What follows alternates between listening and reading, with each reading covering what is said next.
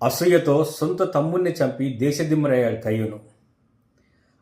దేశదిమ్మరి అంటే ఎప్పుడు దిగులుతూ ఉండడం, ఎప్పుడు దిగులుగా ఉండడం, ఎప్పుడు బాధపడుతూ అతనికి సంతోషం అనేది ఉండదు.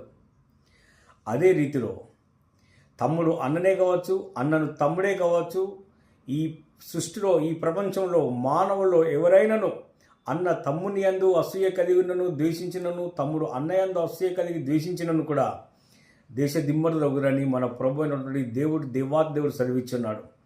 ఎందుకనగా తన సహోదరుని ద్వేషించేవాడు నరహంతకుడు, ఏ నరహంతకుని అందు కూడా నిత్య జీవం ఉండదు నిశ్చయముగా మీతో నేను చెప్పుచున్నానని సెలవిచ్చున్నాడు. అదే రీతిలో అసూయతో తన తమ్ముని చంపి దేశదిమ్మరైన కయ్యూను, ఈ లోకంలో మీరు కూడా మీ సహోదరులను ద్వేషించకండి. అసూయతో వారి యందు ప్రేమతో నిలిచి ఉండండి. ప్రేమలో నిలిచిన్నవారు దేవుని రాజ్యంలో ఉంటారు. అసూయతో ద్వేషం పెంచుకునేటువంటి వారు నిత్య నరకంలో నిలిచి ఉంటారు.